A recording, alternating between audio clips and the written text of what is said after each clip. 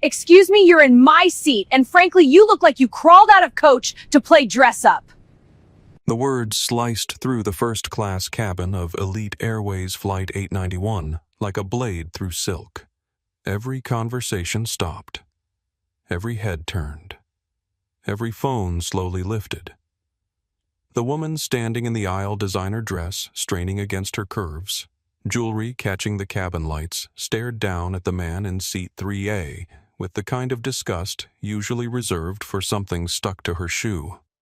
The man she was addressing didn't flinch. Terrence Montgomery. 42 years old, dark skin, gentle eyes looked up from his tablet where his 8-year-old daughter Emma's hand-drawn airplane was displayed. Her science fair project. The reason he was on this flight. The reason he'd bought the most expensive seat on the plane just to have space to work and think about surprising her in Los Angeles. Ma'am, Terrence said quietly, his voice carrying the kind of calm that comes from years of handling board meetings and hostile takeovers. I believe there's been a misunderstanding. This is seat 3A. I have my boarding pass right here. He held up the boarding pass, first class, clearly printed Elite Airways logo gleaming. The woman who'd introduced herself loudly to other passengers as Candace Whitmore didn't even glance at it. "Oh, please." Candace snorted, her voice rising to ensure everyone in the cabin could hear. "Do you honestly think I'm going to fall for some fake boarding pass security?" She turned toward the front of the plane, waving her manicured fingers.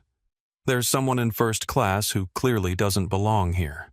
The cabin air grew thick. Passengers craned their necks. A college-aged kid in 2B pulled out his phone finger, hovering over the record button. A woman in scrubs, sitting in 4A, shifted uncomfortably, recognizing injustice but unsure how to respond. Terrence looked down at his tablet again. Emma's smiling face stared back at him from their last video call. "Daddy, my volcano is going to be the best one at the science fair. Are you really going to surprise me?" Her voice echoed in his memory, innocent and trusting. He was supposed to land at 5:30 p.m. Pacific time. The science fair started at 6:00 p.m. He'd planned every minute to make sure he could see her face light up when he walked into that gymnasium. Security Candace called again, her voice now echoing through the cabin. "I need someone to remove this man immediately." Terrence's fingers tightened slightly around his boarding pass. In his leather jacket pocket, his phone buzzed with a text from Emma. "Daddy." "I'm so excited. Mrs. Peterson says parents are starting to arrive. I keep looking for you," he typed back quickly.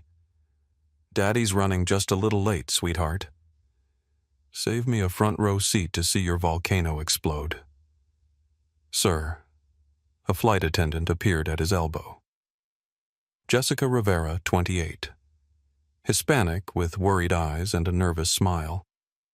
"I'm sorry to bother you, but there seems to be some confusion about your seat assignment."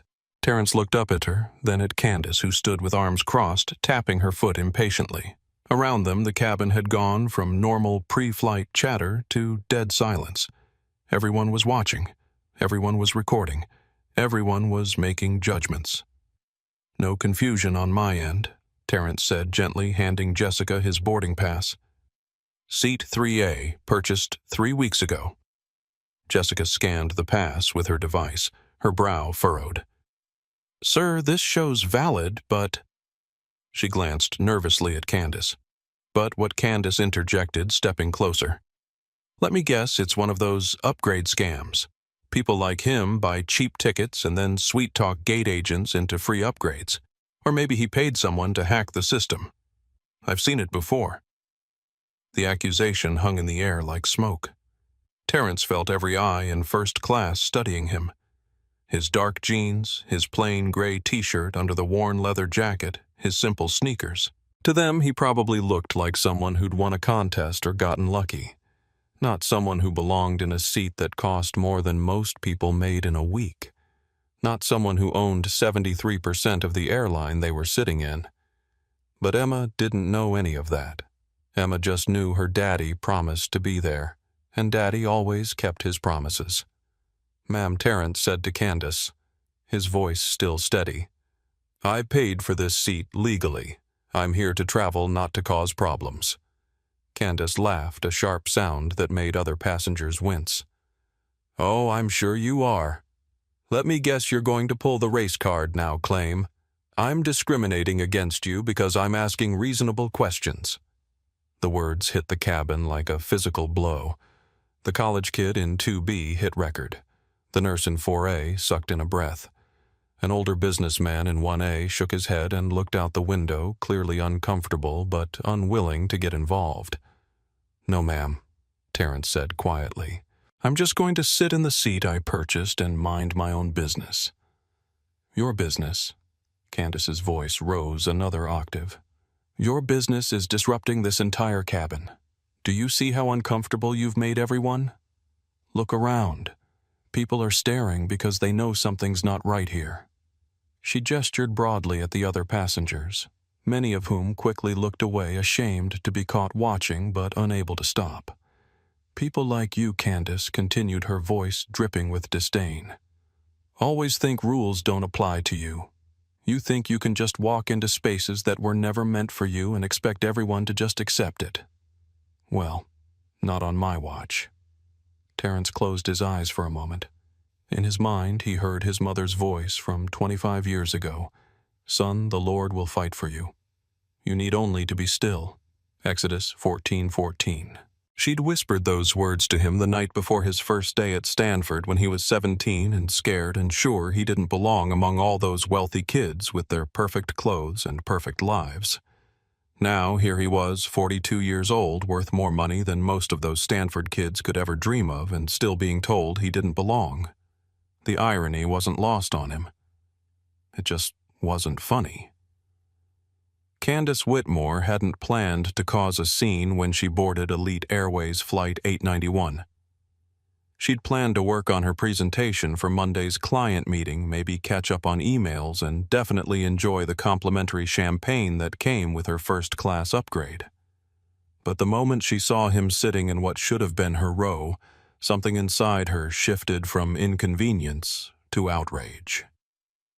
It wasn't just that he was in first class.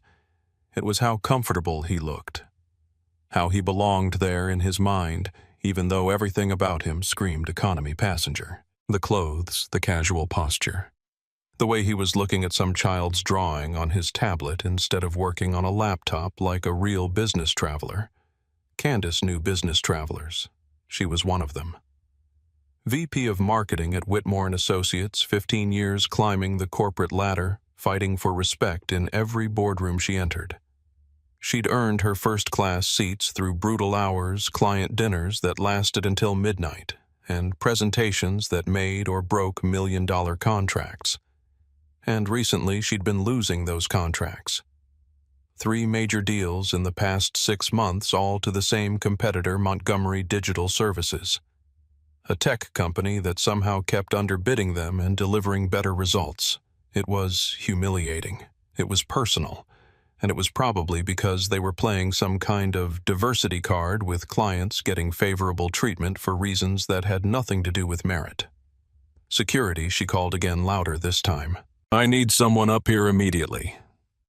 Jessica Rivera, the flight attendant, was still studying Terrence's boarding pass, her scanning device beeping softly. "Ma'am, his ticket appears to be valid." "I'm not sure what the issue is." "The issue," Candace said, stepping closer to Jessica and lowering her voice to a stage whisper that everyone could still hear, "is that I've been flying this route for 5 years. I know the regular first-class passengers. I know who belongs here, and this man is not one of them." She pointed at Terrence, who was now texting someone, probably trying to coordinate whatever scam he was running. "Look at his clothes. Look at how nervous he is. Does he look like someone who can afford a $3,000 ticket?" Around the cabin, passengers shifted uncomfortably. Some nodded slightly, caught up in Candace's confidence. Others pulled out their phones, sensing drama that would make good social media content. Furthermore, Candace continued, "I've seen this before. People buy economy tickets and then try to upgrade through various schemes. Online hacks, fake confirmations. even identity theft. Airlines lose millions every year to this kind of fraud. The words fraud and theft landed heavily. Terrence looked up from his phone, meeting Candace's eyes directly for the first time. "Ma'am, I understand you're concerned, but I can assure you my ticket was purchased legitimately." "Oh, I'm sure it was." Candace replied, sarcasm dripping from every word. "And I'm sure you have a very convincing explanation for how someone dressed like you managed to afford first class. Let me guess, you won it in a contest. Got upgraded as a diversity initiative. Maybe your employer is paying for it as part of some community outreach program." Each suggestion was designed to diminish him, to suggest that his presence was charity rather than commerce. Terrence felt the familiar burn of assumptions, the weight of proving himself worthy of spaces he'd already purchased. "I bought my ticket with my credit card," he said simply.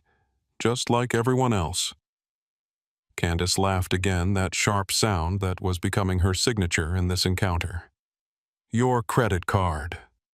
Sir, do you have any idea what first class costs on this route? I'm a marketing executive, and even I have to think twice about paying full price." She turned to address the cabin more broadly, playing to her audience. "This is exactly what's wrong with giving people handouts instead of making them earn their way. They lose all sense of appropriate behavior. They think they can just show up anywhere and demand equal treatment." The college student in 2B, Michael Torres, shifted forward in his seat. He'd been recording since Candace's first outburst, and something about her tone was making his journalism instincts scream. This wasn't just a seating dispute. This was something uglier. "Ma'am," he said, his voice young but steady, "maybe we should let the airline staff sort this out instead of making assumptions." Candace whipped around to face him. "Assumptions. Young man, I'm a businesswoman. I assess situations for a living. And this situation is obviously fraudulent. The question is whether this airline is going to do something about it or let their security protocols be compromised." She pulled out her own phone, tapping rapidly. "I'm calling my contact at airport security. I think we need an official investigation into how this man obtained his boarding pass." Jessica Rivera's eyes widened. An official investigation meant paperwork delays and potentially missing their departure window. "Ma'am, please let me contact the gate agent first. Maybe we can resolve this quickly." "No," Candace said firmly. "This needs to be handled properly. I have meetings in Los Angeles that cannot be delayed. I cannot have my travel disrupted because someone decided to run a scam." She was typing rapidly on her phone now, and within moments she looked up with satisfaction. "Airport security is sending someone to the gate. They'll sort this out properly." Terrence watched this unfold with growing concern, not for himself, but for his daughter. Every minute this continued was another minute closer to missing Emma's science fair. He thought about standing up, walking away, taking a later flight. But something about Candace's smug certainty, her absolute conviction that he didn't belong, made him stay. Sometimes standing your ground wasn't about pride. Sometimes it was about principle. And sometimes it was about making sure your daughter grew up in a world where people like Candace Whitmore didn't get to decide who belonged where. Sir Jessica Rivera was back at his elbow. "I'm very sorry about this, but airport security is requesting that you step off the aircraft while they verify your travel documents." The words hit the cabin like thunder. Every passenger was now openly staring. Phones were recording from multiple angles, and Candace Whitmore was smiling like she'd just won the lottery.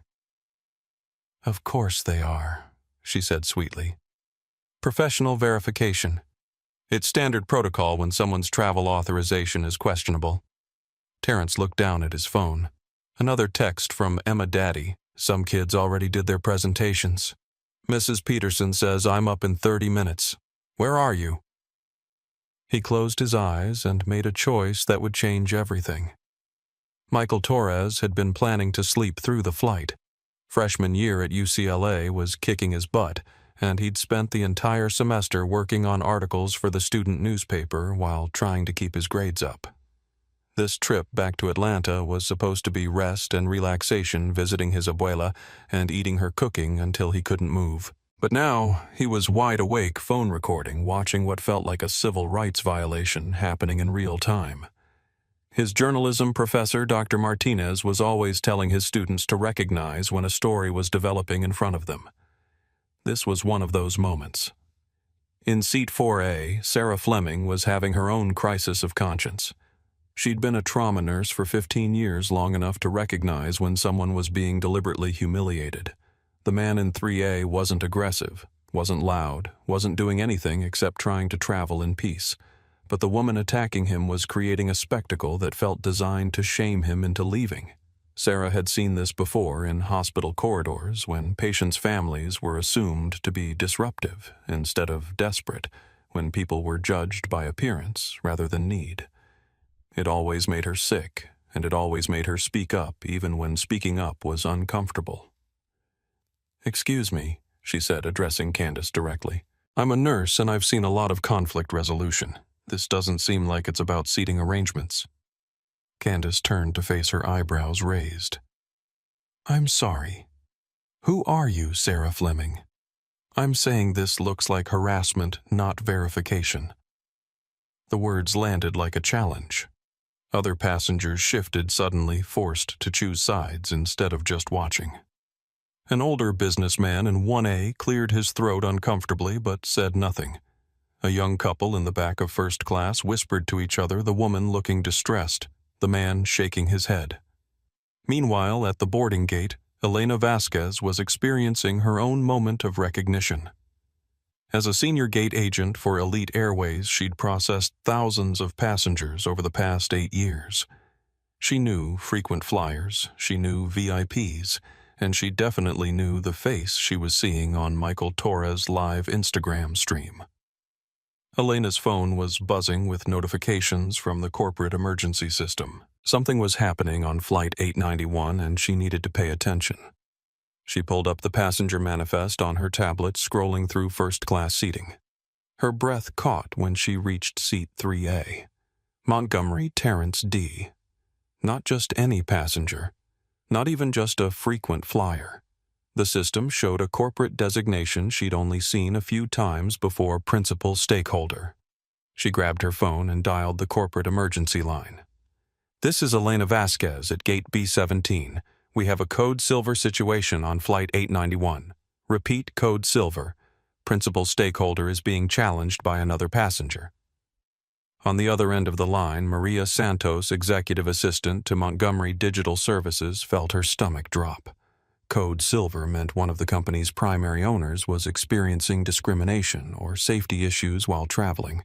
She'd hoped she'd never have to activate this protocol. "Are you certain?" Maria asked, already pulling up security feeds and corporate contact lists. "Positive identification," Elena confirmed. "And it's escalating. Security has been called to verify his travel documents." Maria closed her eyes. This was about to become a nightmare for everyone involved. Back on the aircraft, Captain David Walsh was reviewing his final pre-flight checklist when his corporate communication device buzzed with an urgent message. "Flight 891. Delay all departure procedures. Principal stakeholder situation developing. Await further instructions." Captain Walsh had been flying for Elite Airways for 12 years. He'd never seen a principal stakeholder alert. He didn't even know what it meant, but anything marked urgent from corporate meant serious attention was required.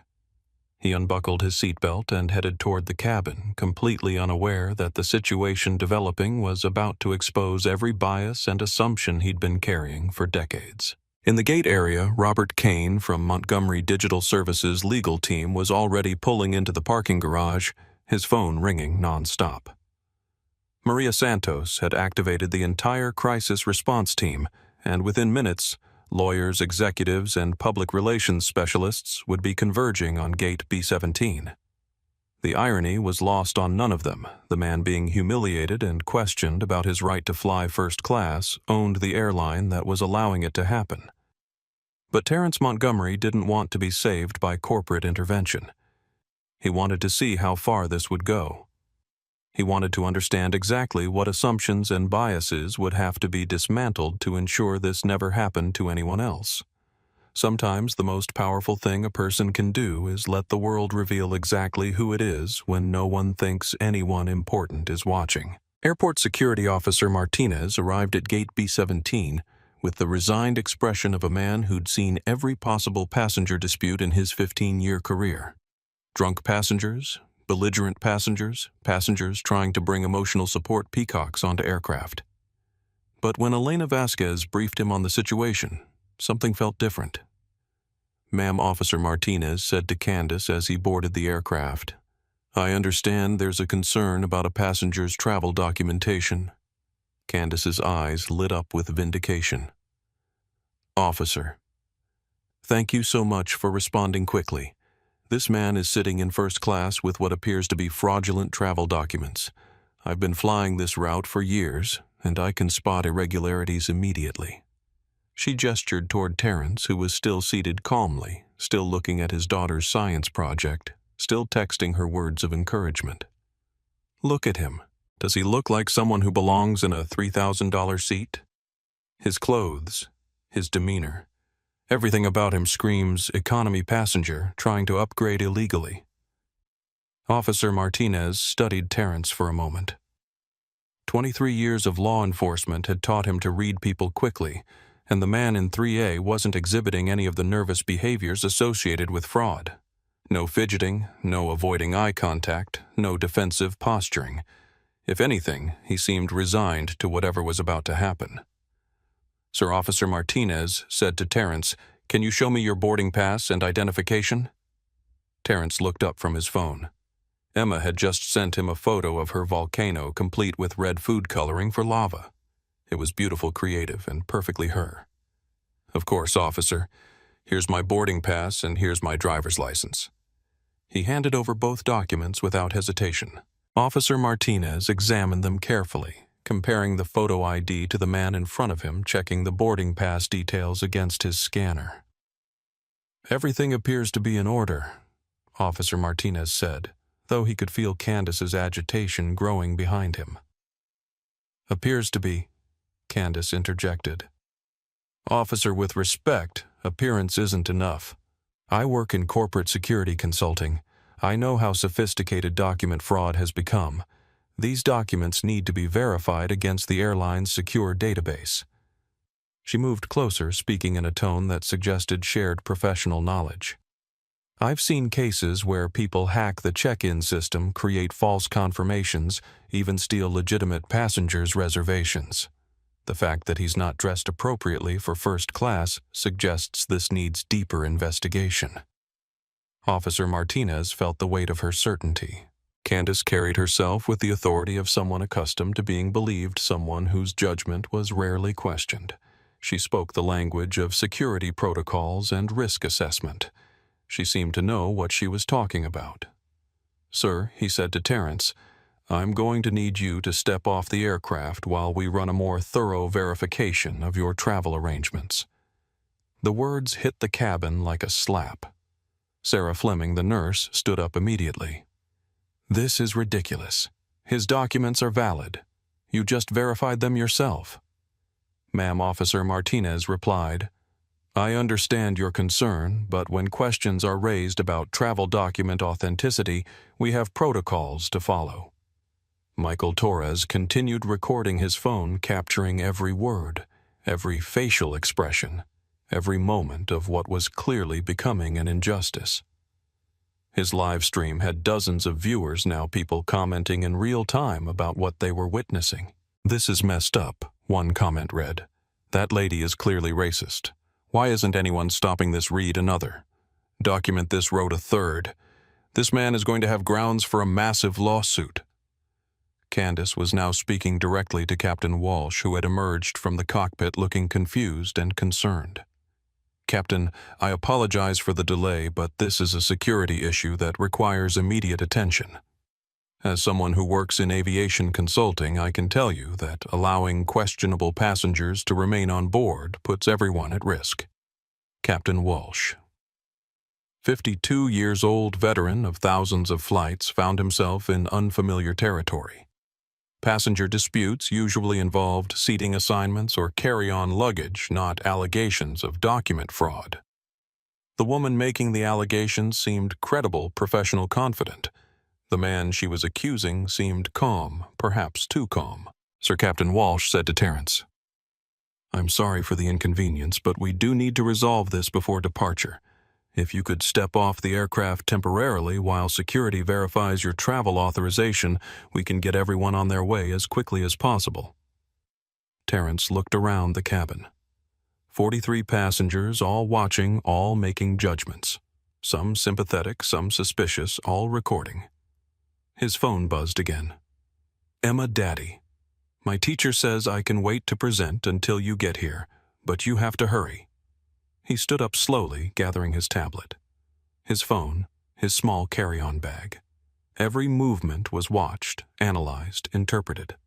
As he stepped into the aisle, Candace moved smoothly into seat 3A, settling in with the satisfaction of someone who'd successfully defended her territory.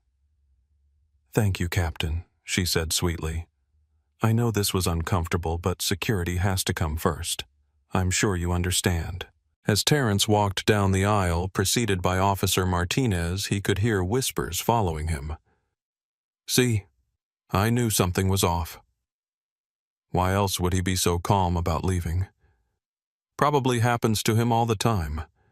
Each whisper was a small wound, but Terence had learned long ago that other people's assumptions said more about them than they did about him. The real wound was watching his departure time slip away, watching his daughter's science fair start without him. Elena Vasquez met them at the jet bridge, her face pale with stress. She knew exactly who Terence Montgomery was, and she knew exactly how badly this was about to explode. But her corporate emergency protocols were clear. Don't reveal principal stakeholder identity unless specifically authorized to do so. "Mr. Montgomery," she said quietly as they walked toward the gate area, "I've contacted corporate headquarters. This situation will be resolved very quickly." Officer Martinez caught the name and the tone of respect in Elena's voice. "Ma'am, is there something I should know about this passenger?" Elena looked at Terence, who gave her the slightest shake of his head. He wasn't ready to play that card yet. He wanted to see how far this would go. How many people would show their true beliefs when they thought no one important was watching. "No officer," Elena replied, "just following standard customer service protocols." But behind the scenes, phones were ringing across Montgomery Digital Services headquarters. Maria Santos had activated the full crisis response team. Robert Kane and his legal team were en route to the airport. Lisa Parker from Flight Operations was pulling security footage from every angle, and in the Elite Airways corporate boardroom emergency session was being called because someone had just discriminated against the man who owned their airline, and every single person who had participated was about to learn exactly what that meant. The gate area at B-17 had transformed into an impromptu courtroom with Terence Montgomery as the unwilling defendant in a trial where the charges kept changing, and the evidence was his appearance. Officer Martinez had set up his mobile verification station complete with laptop and scanner, while a growing crowd of departing passengers gathered to watch the drama unfold. Candace Whitmore had followed them off the aircraft, claiming she needed to provide context for the security investigation. She stood nearby, arms crossed, watching Terence with the satisfied expression of someone who'd successfully identified a threat to public safety. "Officer," she said, approaching Martinez's workstation, "I want to make sure you understand the full situation here. This isn't just about one fraudulent ticket. This is about a pattern of behavior I've observed on this route." Martinez looked up from his screen. "Pattern of behavior. I fly this route twice monthly for business." Candace explained, her voice carrying the authority of frequent travel. "I've noticed an increase in passengers who clearly don't belong in premium cabins. People who are obviously flying on someone else's dime, probably as part of diversity initiatives or community outreach programs." She gestured toward Terence, who was sitting quietly in one of the gate chairs, still texting with his daughter. "Look at him. Does anything about his presentation suggest he has the financial resources for first-class travel? His clothes look like they came from a discount store. He's traveling with a tablet instead of a proper business laptop. He doesn't carry himself like someone accustomed to premium service. Each observation was delivered with clinical precision designed to sound objective rather than prejudiced. But Sarah Fleming, who had also left the aircraft to witness this spectacle, felt sick listening to it. "Ma'am," Sarah interjected, "what someone wears or carries has nothing to do with whether they paid for their ticket legally." Candace turned to face her with barely concealed irritation. "Actually, it has everything to do with it. Professional travelers develop certain behaviors, certain standards. We invest in appropriate attire because we understand that first class is a business environment. When someone shows up looking like they're going to a barbecue, it raises legitimate questions." She pulled out her phone and showed Martinez a series of photos. "I've been documenting irregularities on this route for months. People who clearly don't belong in premium cabins, probably flying on upgraded tickets they obtained through various schemes. The airlines lose millions annually to this kind of fraud."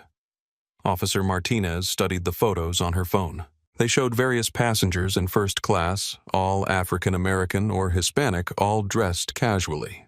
The implications were clear without being explicitly stated. "Ma'am, I appreciate your vigilance," Martinez said carefully, "but appearance alone isn't grounds for fraud investigation." "Appearance combined with behavior patterns," Candace corrected. "Look at how calm he is about this process. Most innocent passengers would be outraged, demanding to speak to managers, threatening lawsuits. But he's just sitting there resigned, like he's been through this before. That suggests familiarity with being caught in fraudulent travel." The logic was twisted but compelling. Terrence's dignity was being reinterpreted as guilt, his composure as evidence of criminality. Around the gate area, other passengers waited for their flights, many filming the confrontation with their phones. Michael Torres had followed the group off the aircraft and was now live streaming the entire proceeding. His viewer count had grown to over 200 people, with comments flying past faster than he could read them. "This is discrimination, plain and simple. Why is that woman so invested in this? Someone needs to stop this before it gets worse. I hope this man sues everyone involved." But it was getting worse. Martinez's verification was taking longer than usual because Candace kept interrupting with additional concerns, additional observations, additional reasons why deeper investigation was necessary. "Officer, I've also noticed he's been texting constantly since this began," she pointed out. "That's classic behavior for someone who's coordinating a story with accomplices, probably trying to make sure everyone has the same explanation for how he obtained the ticket." Terrence looked up from his phone where Emma's latest message read, "Daddy, they moved my presentation to last so you won't miss it. But Mrs. Peterson says the fair ends at 8 p.m. sharp." He realized that Candace's delaying tactics weren't just about proving him wrong. They were about ensuring that even if he was eventually cleared to travel, he'd miss his connection, miss his daughter's science fair, miss the moment he'd promised to be there for her. "Ma'am," he said to Candace, speaking directly to her for the first time since leaving the aircraft.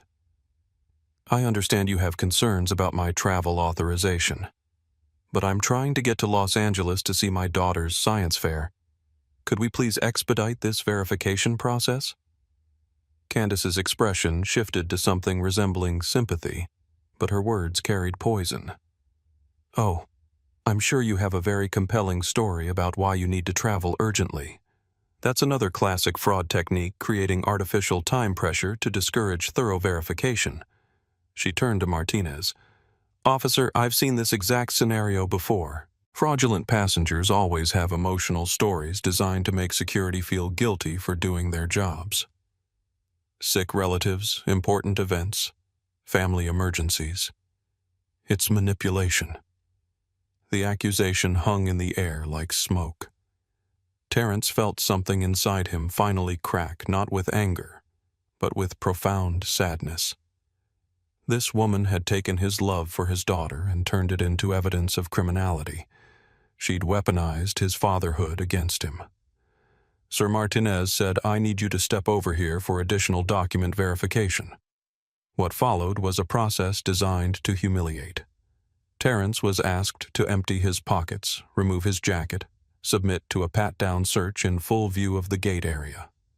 Every moment was recorded by dozens of phones, every gesture analyzed by strangers who'd already made their judgments. Candace watched with satisfaction, occasionally offering commentary. Standard security protocols, she announced to nearby passengers. "This is how we keep flying safe for everyone."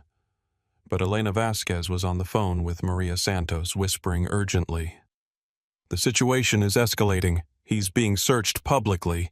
We need intervention now." "Legal team is en route," Maria replied. "But he specifically instructed us not to reveal his identity until he gives the signal." "What signal?" "We'll know it when we see it." In the gate area, Terrence was being asked to explain every item in his possession.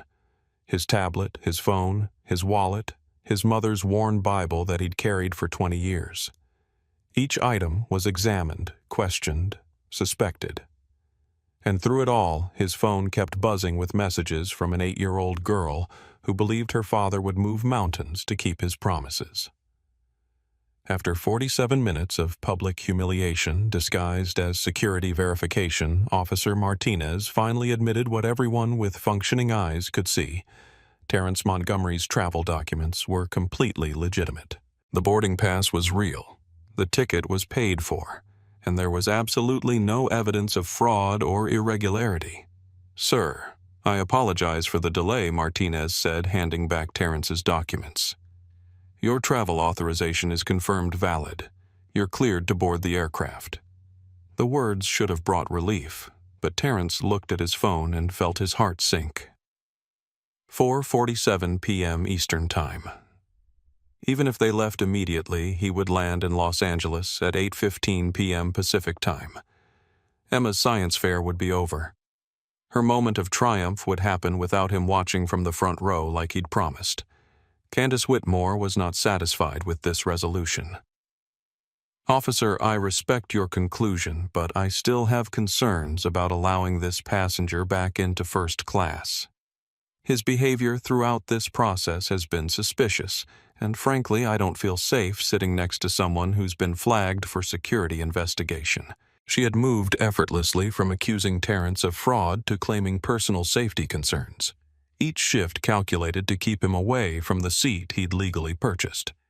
Perhaps he could be accommodated in economy class where there's more oversight from the cabin crew. Martinez looked uncomfortable. "Ma'am, if his ticket is valid for first class, he has the right to sit in first class." "But do I have the right to feel safe and comfortable in the seat I purchased?" Candace countered. "I'm a frequent flyer on this airline. I'm a business traveler whose comfort and safety should be a priority. If this passenger makes me uncomfortable, shouldn't that be taken into consideration?" The logic was insidious.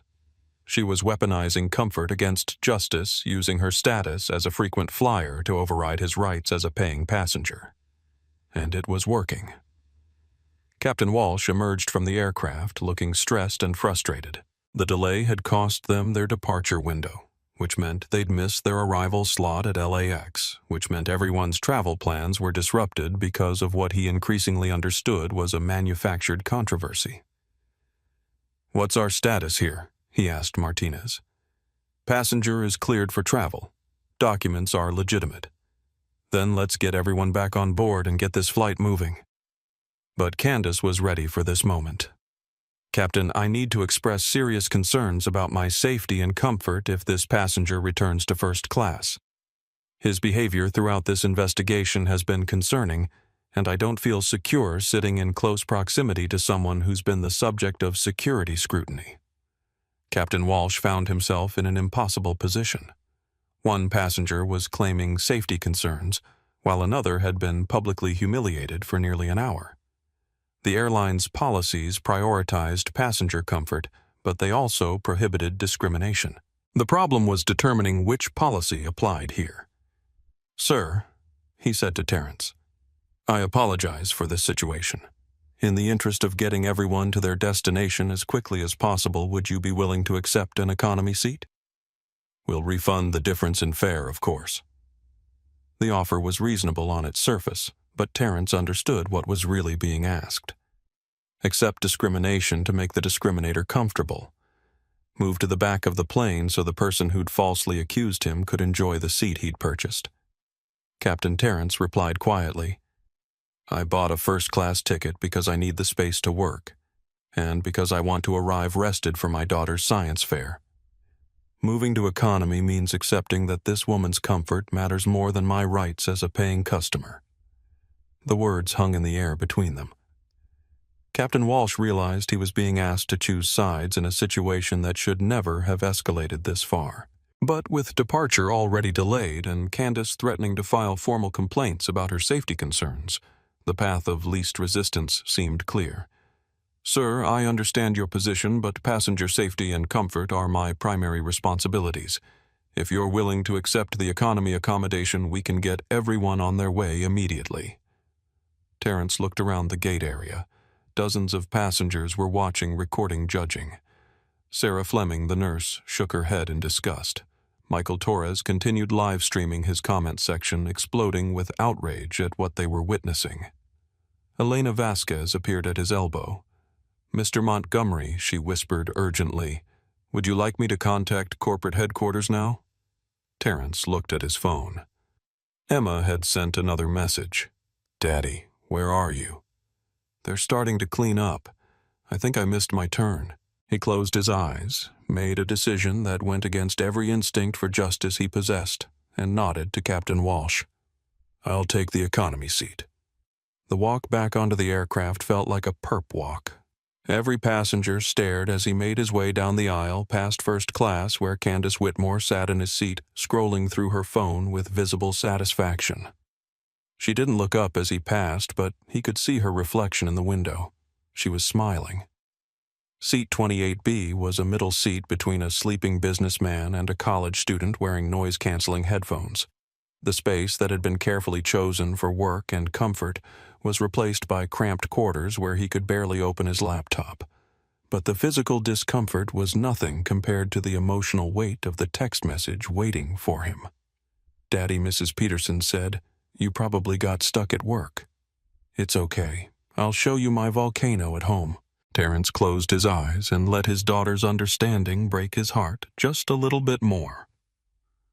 While Terrence Montgomery sat in seat 28B trying to respond to his daughter's disappointed text message with words that wouldn't reveal his own heartbreak, the most expensive crisis management operation in aviation history was mobilizing around him. He just didn't know it yet. Elena Vasquez had returned to her gate station, but her focus wasn't on the departure board or passenger assistance requests. She was coordinating with Maria Santos at Montgomery Digital Services headquarters, providing real-time updates on a situation that was spiraling beyond anyone's control. He's in economy now, Elena reported, her voice tight with professional frustration. The woman who made the initial complaint is sitting in his first-class seat, and she's posting about it on social media. Maria Santos felt her stomach clench. She'd been Terrence's executive assistant for 6 years, and she'd never seen him accept discrimination so quietly. Usually he fought back immediately, not with anger, but with the kind of precise legal action that left discriminators unemployed and companies paying massive settlements. Why isn't he using the corporate card, Maria asked. He could end this immediately. He specifically told me not to reveal his identity unless he gives a signal, Elena replied.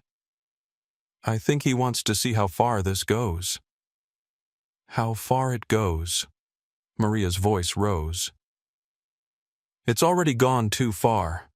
Our CEO is sitting in economy class while someone who falsely accused him of fraud enjoys the seat he paid for. This is a public relations nightmare. But Maria understood Terrence well enough to know that when he made a decision to let a situation play out, he had reasons that extended beyond personal comfort. He was gathering evidence, documenting behavior, building a case for changes that would be broader than just his own experience. Meanwhile, in the Montgomery Digital Services legal department, Robert Kane was assembling a response team that included civil rights attorneys, aviation lawyers, and public relations specialists. The live stream footage from Michael Torres had already been forwarded to their offices along with security camera footage from the gate area. We have clear documentation of discrimination based on racial appearance, Kane told his team. We have false accusations of fraud. We have a passenger being forced to accept inferior accommodations after being publicly humiliated. This is going to be a massive lawsuit. But sir, his associate counsel replied, Mr. Montgomery hasn't authorized any legal action yet. Our instructions are to monitor and document, but not to intervene. Kane shook his head. Then we document everything. Every moment, every word, every person who participated in this discrimination. When Terrence is ready to act, we'll have a case that will reshape airline industry policies forever. Back on Flight 891, Michael Torres was realizing that his live stream had grown far beyond his expectations. What started as a college student documenting an injustice had become a viral moment with over 1,500 viewers and climbing. The comments section was blazing with outrage, sympathy, and demands for accountability. Someone needs to find out who that woman is. One comment read, This man should sue everyone involved, wrote another. Why didn't anyone stand up for him? Asked a third.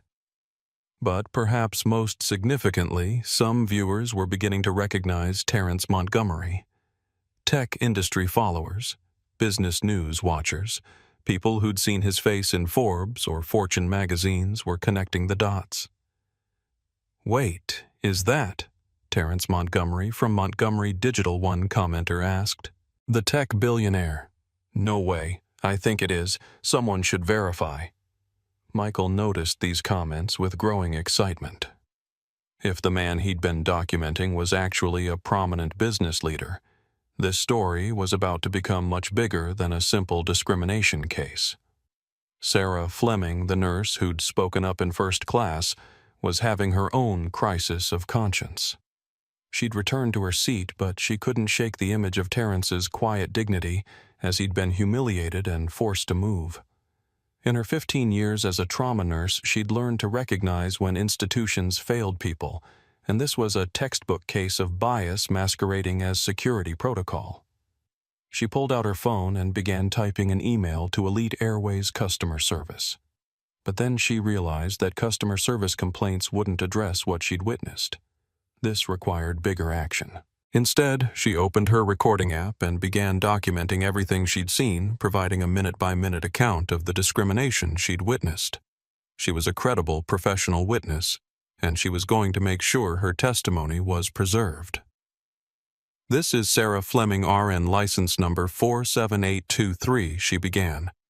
I am documenting a clear case of racial discrimination I witnessed on Elite Airways Flight 891 on today's date. A black passenger was falsely accused of fraud, publicly humiliated, and forced to accept inferior accommodations based solely on his appearance and the assumptions of another passenger. Meanwhile, Candace Whitmore was experiencing her own moment of triumph. Seated comfortably in 3A, she was live tweeting her successful intervention in airline security. Sometimes you have to speak up when something doesn't look right, she posted. Security protocols exist for everyone's safety. Glad to see @Elite Airways takes passenger concerns seriously. Aviation security #safety. She included a carefully cropped photo of herself in the first-class cabin, looking satisfied and professional. Within minutes, the post had dozens of likes and several supportive comments from followers who appreciated her vigilance. But social media algorithms work in mysterious ways, and Candace's self-congratulatory posts were being served to users who'd been following the hashtags related to Michael's live stream. The connection between her celebration and the discrimination documentation was becoming clear to thousands of viewers. This woman is celebrating forcing a man out of his seat, one user posted. She's literally bragging about racial profiling, wrote another. Someone needs to identify this woman and her employer. The internet's capacity for detective work was about to turn Candace Whitmore's moment of victory into a career-ending mistake. Back at Montgomery Digital Services headquarters, Lisa Parker from Flight Operations was pulling security footage from every camera angle at Gate B-17. The company's relationship with Elite Airways included access to security systems for their executive protection protocols, and she was using every resource available to document the discrimination their CEO had endured. We have clear footage of the false accusation she reported to Maria Santos. We have audio of the racial implications. We have documentation of the forced relocation, and we have video of the perpetrator celebrating on social media while sitting in Terrence's seat. "How long until we land in LA?" Maria asked. 2 hours and 43 minutes. "But Maria, there's something else you need to know. The story is going viral. Hashtag Justice for Flight 891 is trending and people are starting to identify Terrence. This is going to explode when it becomes public knowledge that our CEO was discriminated against on his own airline." Maria closed her eyes, imagining the headlines that were already being written in newsrooms across the country. This wasn't just a discrimination case anymore. This was a story about power privilege assumptions and what happens when people reveal their true beliefs because they don't think anyone important is watching. And in 2 hours and 43 minutes, when Flight 891 landed in Los Angeles, the entire world was going to learn exactly who Terrence Montgomery really was. The Montgomery Digital Services War Room looked like mission control during a space launch crisis. 3 floors of the company's downtown Atlanta headquarters had been converted into a coordination center, with legal teams, public relations specialists, and executive assistants working from multiple conference rooms connected by secure video links. Maria Santos stood at the center of it all, coordinating responses to a situation that was evolving by the minute. On the wall-mounted screens around her live feeds showed social media trends, news aggregation sites, and the continuing live stream from Michael Torres, who was still documenting everything happening on Flight 891. Legal status. Maria asked Robert Kane, who was participating via video link from his car as he raced toward LAX. "We have documented evidence of discrimination, false accusation, and civil rights violations," Kane replied. "The live stream footage alone is enough for a federal case. But we also have security camera footage, witness testimony from the nurse, and social media posts from the perpetrator celebrating her actions." Media status. Maria asked Lisa Parker, who was monitoring news outlets and social platforms. The hashtag Justice for Flight 891 is trending nationally. We're seeing coverage requests from CNN, MSNBC, Fox News, and the major networks. The story is shifting from discrimination to corporate accountability as people begin identifying Terrence. And the perpetrator, Candace Whitmore, VP of Marketing at Whitmore and Associates. Their company website is already being flooded with complaints. Her LinkedIn profile has been screenshot and shared thousands of times. And someone found her social media posts celebrating the discrimination. Maria felt a grim satisfaction. People who used social media to celebrate discriminating against others rarely considered that the internet never forgot and it never forgave public displays of racism. "What about Elite Airways corporate?" she asked.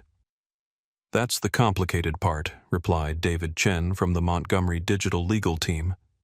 "Technically, their crew followed standard protocols when a passenger raised security concerns.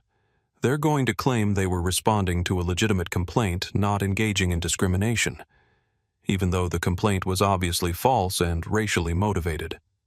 That's what makes this legally complex," David explained. "The flight crew didn't initiate the discrimination. They responded to it. But their response perpetuated it, and that's where we have grounds for action." Maria looked at the clock on the conference room wall. Flight 891 would land in 2 hours and 17 minutes. When Terrence stepped off that plane, he'd be walking into a media firestorm that would reshape not just Elite Airways, but the entire aviation industry's approach to passenger discrimination. "Okay, people," she announced to the room.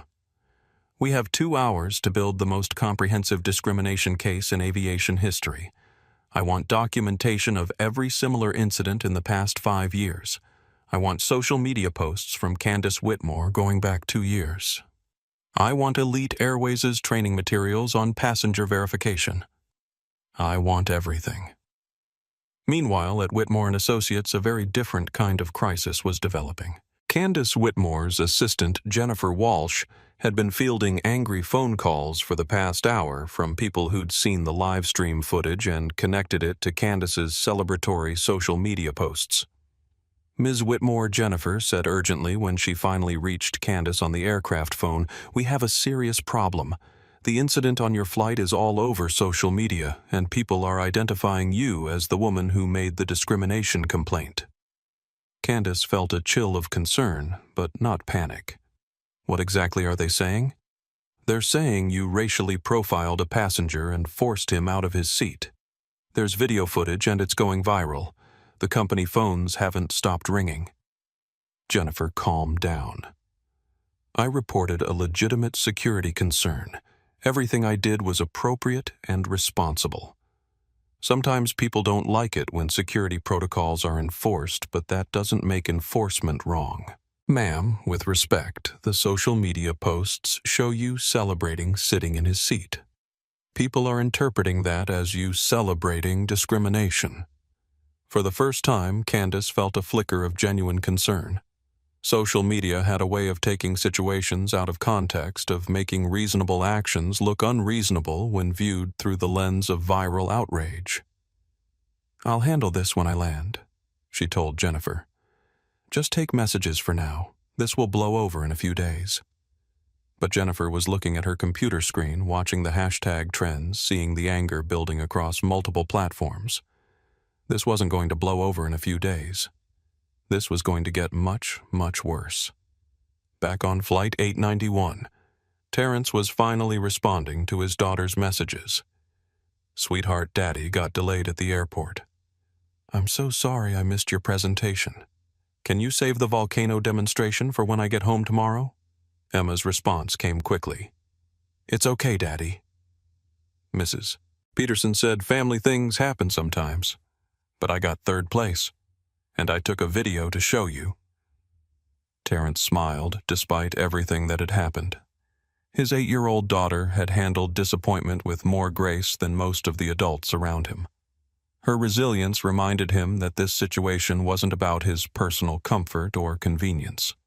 It was about ensuring that her generation grew up in a world where people weren't judged by their appearance or treated differently because of their race. "I'm so proud of you, Emma. Third place is amazing. I can't wait to see your video. Daddy, why do you sound sad?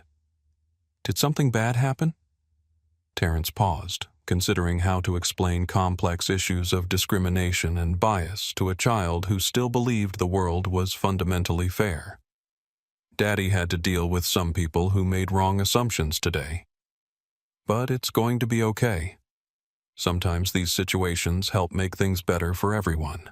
"Did you use your quiet voice like you taught me?" "Yes, sweetheart. I used my quiet voice." "Good. Quiet voices are stronger than loud voices." Terrence closed his eyes, feeling the weight of his daughter's wisdom. She was right, of course. Quiet voices were stronger than loud voices. And in about 2 hours, his quiet voice was going to become very, very loud. As Flight 891 cruised at 37,000 feet over the American Southwest, Terrence Montgomery sat in his cramped middle seat and did something that would have surprised every corporate boardroom where he'd ever negotiated. He practiced radical patience. Not the passive patience of someone waiting for rescue, but the strategic patience of someone building a case that would create lasting change. He opened his worn leather Bible to a passage his mother had marked years ago. "The Lord will fight for you.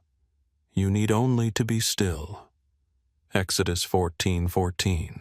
She'd highlighted those words after his first discrimination lawsuit in college when a professor had accused him of cheating on an exam because students like him couldn't possibly achieve such high scores without help. Then, as now, Terrence had chosen to let the system reveal itself completely before responding. The professor's bias had eventually cost him his tenure, and the lawsuit had funded Terrence's graduate school education. More importantly, it had established policies that protected other students from similar discrimination. Now he was doing it again on a larger scale with higher stakes. His phone buzzed with a message from Maria Santos. Sir, we have comprehensive documentation of everything that happened. Legal team is standing by. We can resolve this immediately upon landing. Terrence typed back. Let it play out. I want to see who else reveals their true beliefs when they think no one important is watching. The strategy was risky. Every minute he remained in economy class while Candace Whitmore enjoyed his first-class seat was another minute of personal humiliation.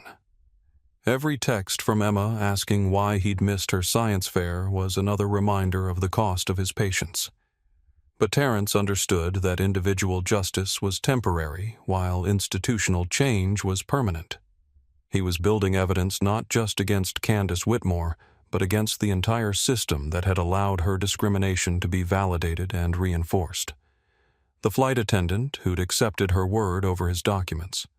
The security officer who'd subjected him to public search based on her accusations.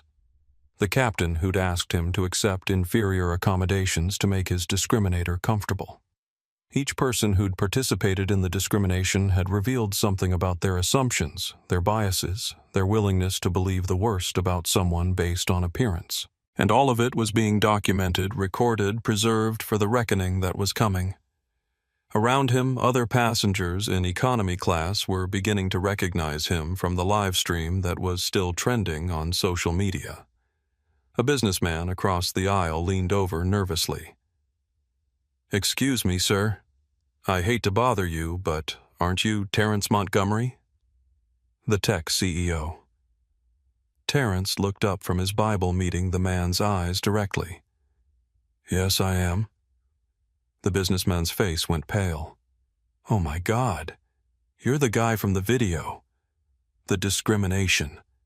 But if you're Terrence Montgomery, then I'm the person who was just forced to move to economy class based on false accusations of fraud." Terrence finished quietly.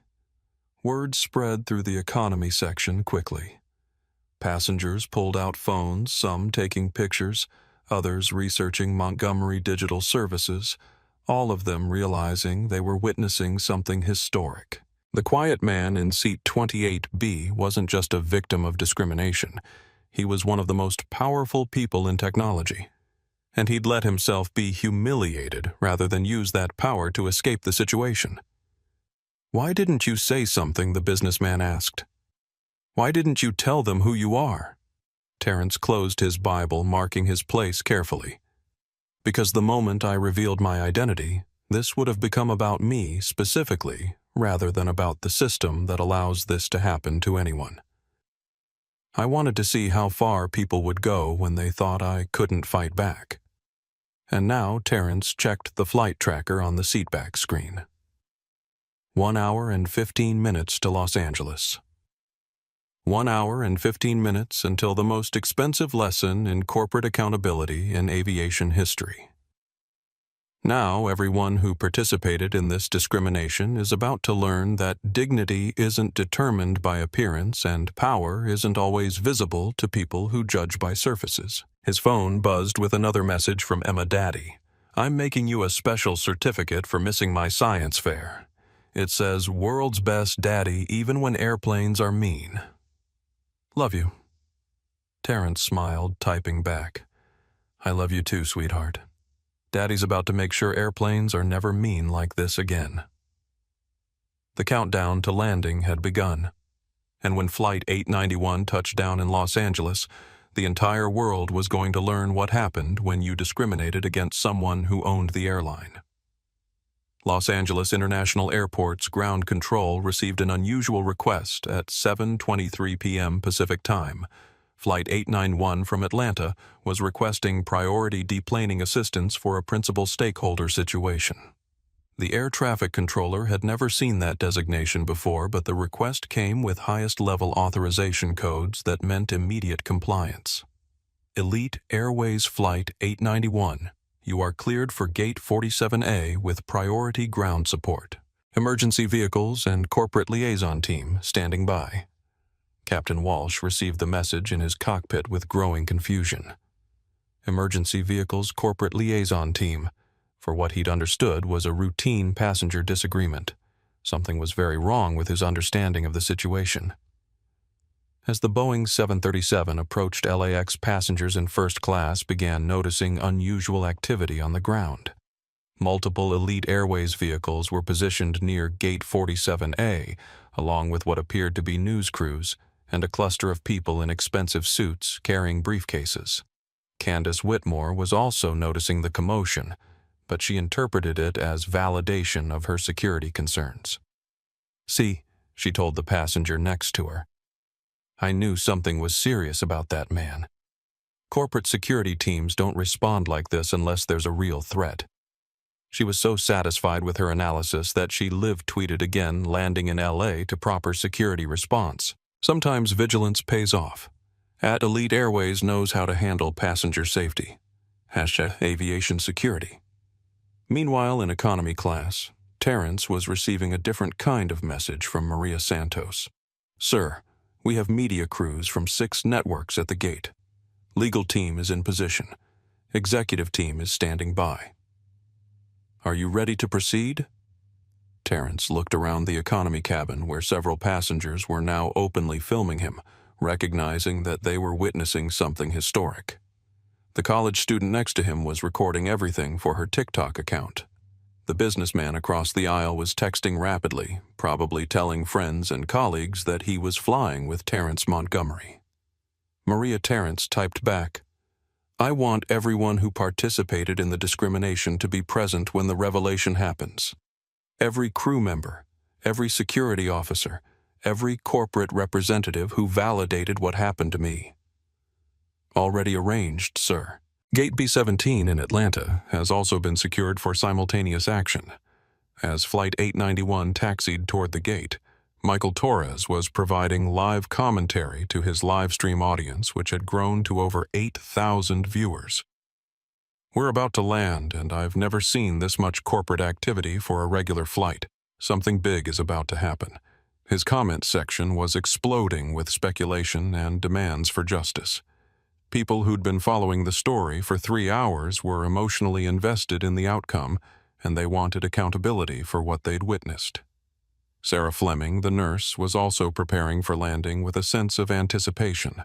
She'd spent the flight documenting everything she'd observed, and she was ready to serve as a witness for whatever legal action was coming. As a healthcare professional, she understood the importance of accurate documentation in situations involving institutional discrimination. Captain Walsh announced final descent, but his voice carried an unusual tension. "Ladies and gentlemen, we'll be landing in Los Angeles in approximately 12 minutes. Please prepare for arrival and remain seated until the aircraft comes to a complete stop at the gate." What he didn't announce was the message he'd just received from Elite Airways corporate headquarters. "Priority passenger requires immediate corporate consultation upon deplaning. Maintain all crew positions until corporate team arrives." Elena Vasquez had flown from Atlanta to Los Angeles on the next available flight, carrying a folder of documentation and authorization codes that would reshape how Elite Airways handled discrimination complaints forever.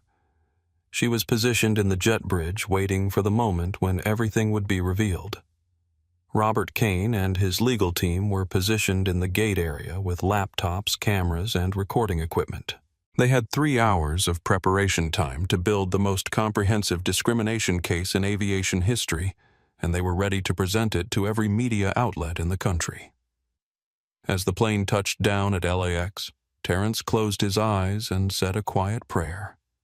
Not for revenge against the people who'd discriminated against him, but for the wisdom to use this moment to create lasting change that would protect other passengers from similar humiliation. The aircraft rolled to a stop at Gate 47A. The seatbelt sign turned off, and Candace Whitmore stood up to retrieve her luggage, completely unaware that she was about to experience the most expensive lesson in consequences she'd ever receive. "Ladies and gentlemen," Captain Walsh announced, his voice noticeably strained, "we ask that all passengers remain seated for just a moment while we address a corporate matter. This will only take a few minutes." Candace frowned, checking her phone impatiently. She had a car service waiting and dinner reservations that couldn't be delayed. But as she looked out the aircraft window, she saw something that made her pause. A convoy of Elite Airways executives walking up the jet bridge, led by a woman in an expensive suit carrying official-looking documents. For the first time in 3 hours, Candace Whitmore began to suspect that her understanding of the situation might be incomplete. Elena Vasquez entered the aircraft, first followed by Robert Kane and 3 Montgomery Digital Services executives in tailored suits. The transformation was immediate and dramatic. The casual routine atmosphere of passenger deplaning shifted into something that felt like a corporate boardroom where verdicts were about to be delivered. "Ladies and gentlemen," Elena announced, her voice carrying the authority of someone delivering official business. "I need Captain Walsh, all flight attendants, and passenger Candace Whitmore to remain available for immediate corporate consultation. All other passengers may deplane normally through the forward exit." Candace felt her stomach flutter with the first hint of real concern. Why was she being specifically mentioned by name? How did this corporate representative even know who she was? "Excuse me," Candace said, standing and approaching Elena. "I'm not sure why I'm being detained, but I have a car service waiting and important dinner plans. If this is about the security situation earlier, I'd be happy to provide a statement, but I can't be delayed." Elena looked at her with an expression that was professional but cold. "Ms. Whitmore, this consultation is mandatory for all individuals involved in today's passenger discrimination incident. You will not be leaving this aircraft until it's completed." The word discrimination hit Candace like a physical blow. Discrimination. I reported a legitimate security concern. I followed appropriate protocols. I helped ensure passenger safety. Ma'am Robert Kane stepped forward, introducing himself with business card extended. "I'm Robert Kane, Chief Legal Counsel for Montgomery Digital Services. We need to discuss your allegations of fraud against our client, Terrence Montgomery." Candace stared at the business card, the expensive suit, the briefcases, the official documentation being arranged on tray tables throughout first class. Montgomery Digital Services. The name was familiar, but she couldn't immediately place it. "I don't understand," she said, her voice losing some of its earlier confidence. "Who is Terrence Montgomery?" Elena opened her tablet and showed Candace the Forbes magazine cover from 6 months earlier. Tech Titans, the new billionaires reshaping American business. Terrence Montgomery's photo was prominently featured along with his company valuation and his stake in various industries, including his 73% ownership of Elite Airways. Candace's face drained of color as the reality began to sink in. The man she'd accused of fraud, the man she'd forced out of first class, the man she'd subjected to public humiliation and security searches wasn't just any passenger. He was the owner of the airline. "Oh my God," she whispered, sinking back into seat 3A. The seat she'd claimed with such satisfaction, the seat she'd celebrated obtaining on social media, belonged to the man who owned the entire aircraft. "Ms. Whitmore, Robert Kane," continued my client, "documented 3 hours of racial discrimination, false accusations, and civil rights violations. Every word you spoke, every action you took, and every celebration you posted on social media has been preserved as evidence." He opened his laptop and turned it toward her. The screen showed her own Twitter feed with her celebratory posts about aviation security and proper protocols displayed alongside screenshots from Michael Torres's live stream showing her discriminatory behavior. "Your social media posts celebrating the discrimination have been viewed over 200,000 times, Kane explained. "They've been screenshot shared and preserved in our legal documentation." Captain Walsh had been listening to this exchange with growing horror, realizing that his own decisions throughout the incident were about to be scrutinized by the owner of his airline. "Sir," he said to Robert Kane, "I want to clarify that I was responding to what appeared to be legitimate passenger safety concerns. If I made an error in judgment, I apologize." Captain Elena replied, "Mr. Montgomery will address all crew members individually." But your decision to ask a paying first-class passenger to accept economy accommodations based on false accusations will require immediate review. Meanwhile, in economy class, Terrence was finally standing up, gathering his belongings, and preparing to walk forward to reclaim not just his seat, but his dignity. Other passengers in economy watched in amazement as they realized they'd been flying with the owner of the airline. Sir, the businessman who'd recognized him earlier, said, "I want to apologize for not speaking up when I saw what was happening. I should have said something." "Thank you," Terrence replied quietly. "But the real question is what all of us do the next time we see discrimination happening to someone who might not have the resources to fight back."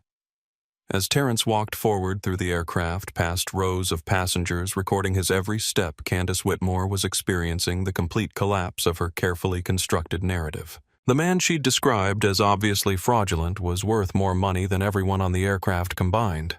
The man she'd claimed didn't belong in first class owned every seat on the plane.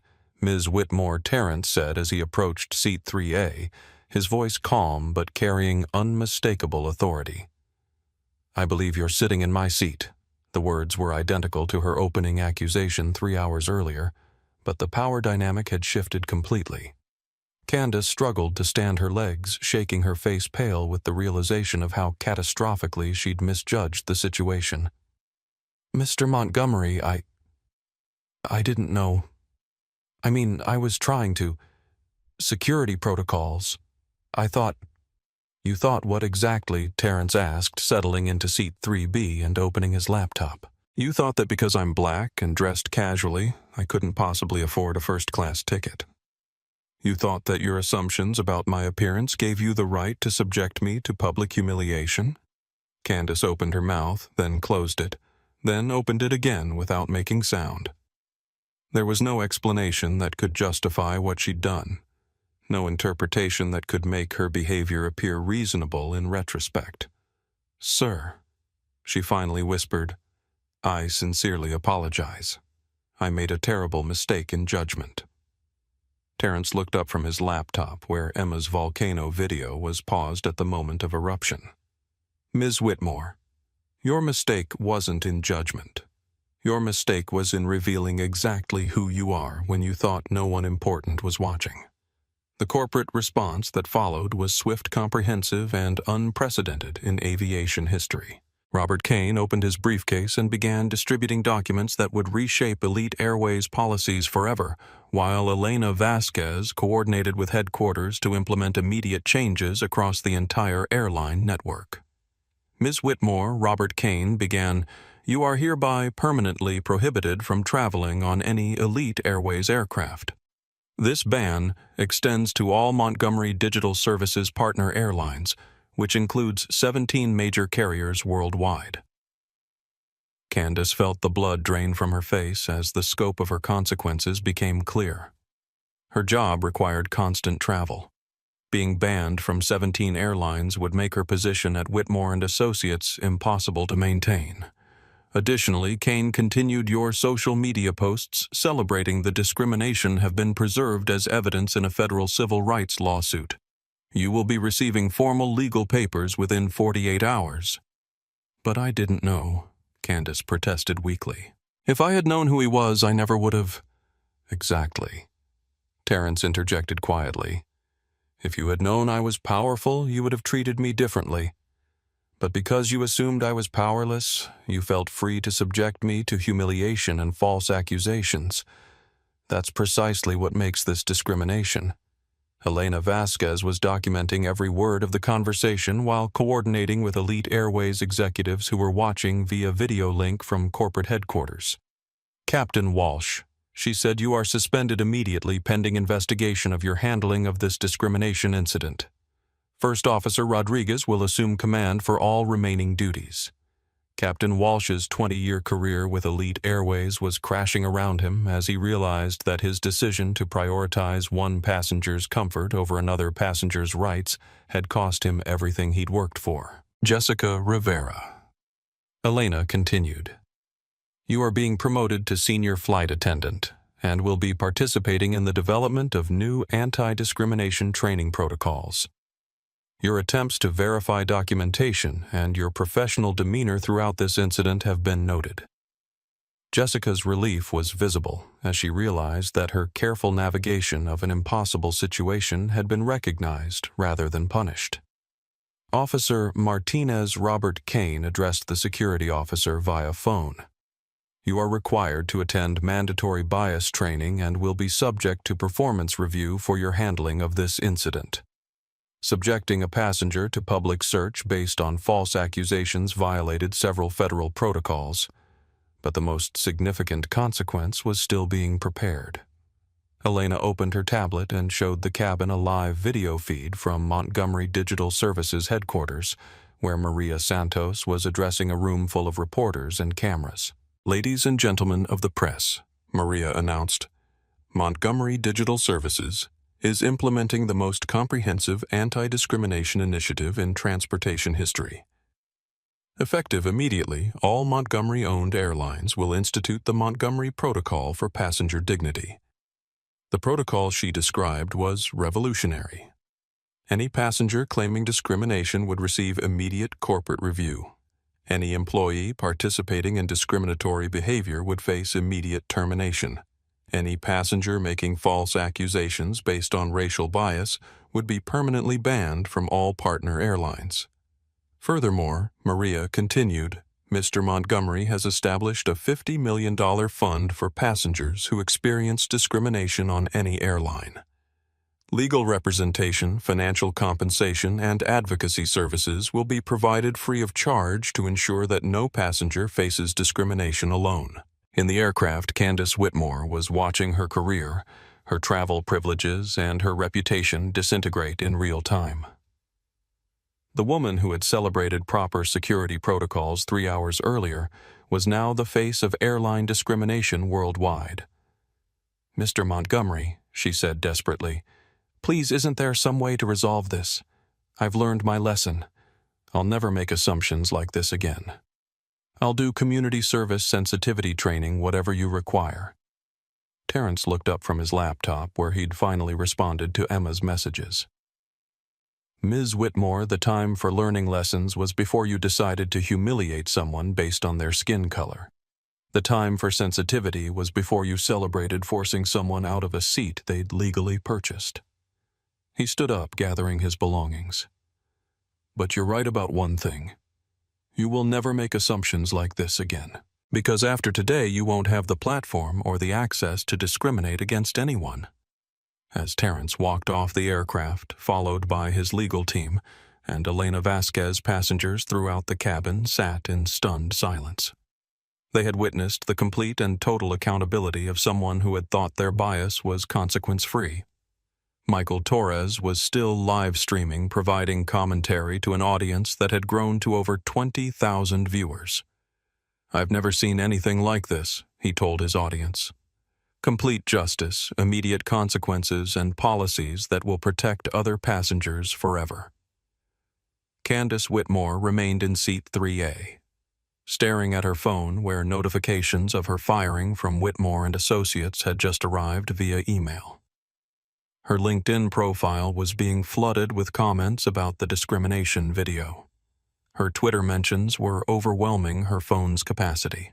She had gone from corporate executive to unemployed pariah in 3 hours, all because she had assumed that a black man in casual clothes couldn't possibly belong in first class.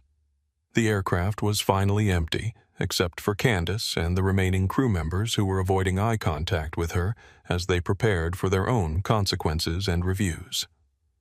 Candace looked around the first-class cabin that she had fought so hard to claim the seat that had cost her everything she'd worked for, and realized that her 3-hour flight had been the most expensive journey of her life. The Montgomery Protocol was implemented across Elite Airways' entire network before sunrise the next morning. In an unprecedented display of corporate accountability, every Elite Airways employee, from gate agents to senior executives, received mandatory anti-discrimination training that began with a detailed case study, the treatment of Terrence Montgomery on Flight 891. Maria Santos stood in the Montgomery Digital Services boardroom at 6:00 a.m. Pacific Time, coordinating the largest single-day policy overhaul in aviation history. On the wall screens around her live feeds showed training sessions beginning simultaneously at 47 airports across North America. Legal status report she requested from Robert Kane, who had worked through the night preparing documentation. Federal civil rights lawsuit filed at 5:33 a.m., Kane reported. Candace Whitmore Elite Airways Airport Security and the captain are all named defendants. Damages are estimated at $50 million, but more importantly, the settlement will require industry-wide policy changes. Media response: CNN, MSNBC, Fox News, and all major networks are leading with the story. The hashtag #Montgomery Protocol is trending worldwide. We've received interview requests from 67 media outlets and solidarity statements from civil rights organizations across the country. The story had captured public imagination because it combined justice with consequence in a way that rarely happened in discrimination cases. Usually, victims of airline discrimination faced months or years of legal battles with uncertain outcomes. But when the victim owned the airline, justice was swift and comprehensive. Elite Airways CEO Margaret Foster was conducting her own crisis management from the company's headquarters in Dallas. The airline's stock price had dropped 12% overnight as investors worried about the legal and reputational consequences of the discrimination scandal. But early morning trading showed signs of recovery as news of the Montgomery Protocol spread. The protocol is being viewed positively by institutional investors, Foster's chief financial officer reported. They're interpreting it as proactive leadership rather than defensive reaction. Consumer confidence surveys show strong approval for the anti-discrimination measures. Foster nodded grimly. Good, because we're implementing these changes permanently, not just as public relations. What happened to Mr. Montgomery was unacceptable, and it revealed weaknesses in our training and protocols that need immediate correction. Meanwhile, at Whitmore and Associates, emergency board meetings were being held to address the catastrophic public relations nightmare that Candace Whitmore had created for the company. Her discrimination of Terrence Montgomery hadn't just cost her personally. It had exposed the company to potential liability and boycotts from clients who refused to work with businesses that tolerated discriminatory behavior. Effective immediately announced Whitmore and Associates CEO Patricia Whitmore, Candace's sister-in-law Candace Whitmore, is terminated for cause. Her actions do not represent the values of this company, and we are implementing comprehensive bias training for all employees. The company's social media accounts were being flooded with demands for accountability, and several major clients had already canceled contracts pending review of the company's diversity and inclusion policies. Back at LAX, Terrence was conducting an impromptu press conference in the Elite Airways Executive Lounge, surrounded by reporters, cameras, and civil rights activists who had flown in overnight to show support. "This isn't about revenge," Terrence explained to the assembled media. "This is about ensuring that what happened to me never happens to anyone else." Every day, passengers are discriminated against based on their appearance, their race, their perceived economic status. Most of them don't have the resources to fight back. This protocol will level that playing field. Mr. Montgomery asked a reporter from CNN, "Do you believe Ms. Whitmore's actions were representative of broader problems in the aviation industry?" "I believe Ms. Whitmore's actions were representative of assumptions that exist throughout our society," Terrence replied. "She saw a black man in casual clothes and assumed he didn't belong in first class.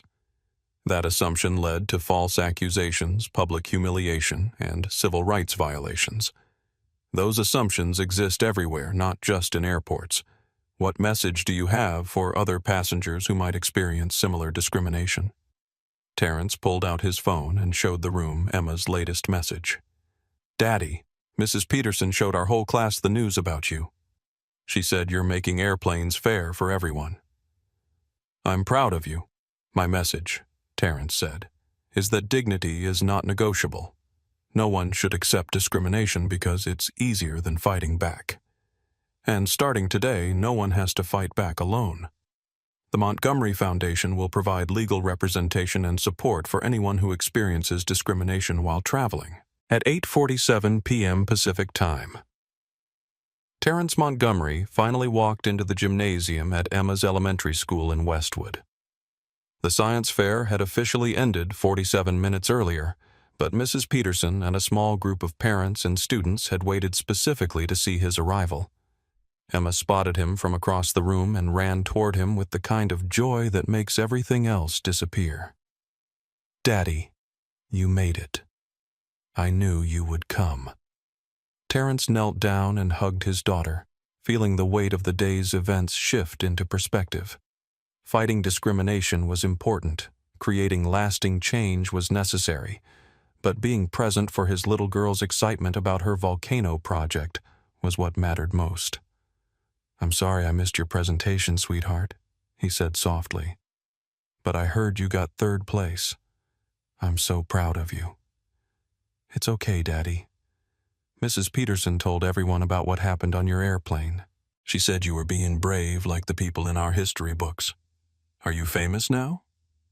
Terrence laughed, the first genuine laughter he'd experienced in 12 hours. "I don't know about famous, Em. I just wanted to make sure other people don't have to go through what Daddy went through today." Emma's teacher, Mrs. Peterson, approached them with a warm smile. "Mr. Montgomery, I want you to know that we use today's events as a teaching moment about civil rights and standing up for what's right." Emma was so proud to tell everyone about her daddy's courage. "Thank you," Terrence replied. "Though I'm not sure courage is the right word. Sometimes standing up for what's right is just doing what has to be done." "Can I show you my volcano now?" Emma asked eagerly. "I saved the best explosion for when you got here."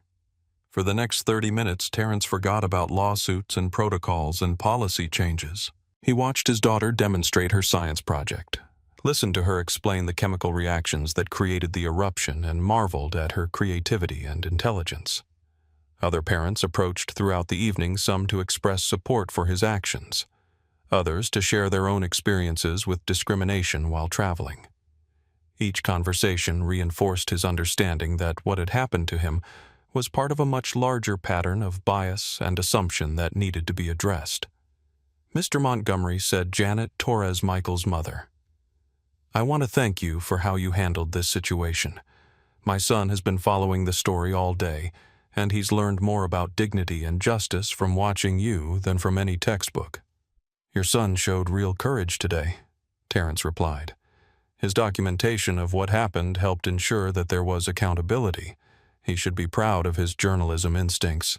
As they drove home through Los Angeles traffic, Emma chattering about her classmates' science projects and her plans for next year's fair, Terrence received a text message from Sarah Fleming, the nurse who had spoken up during the discrimination. "Mr. Montgomery, I want you to know how much I admire your restraint and dignity throughout that horrible experience. As a healthcare worker, I've seen how bias affects patient care, and I believe the protocols you're implementing will save lives. Thank you for turning your pain into progress." Emma noticed him smiling at his phone. "Good news, Daddy." "Yes, sweetheart. People are saying nice things about the changes we're making to help other travelers. Will the mean lady learn to be nicer?" Terrence considered how to explain complex concepts of accountability and consequence to an 8-year-old. "The mean lady will face consequences for her actions, Em. But more importantly, we're making rules that will help prevent other people from being mean like she was." "Good," Emma said firmly. "Everyone should be nice on airplanes." When they arrived home, Terrence's phone showed 47 missed calls and hundreds of text messages from colleagues, friends, civil rights leaders, and reporters.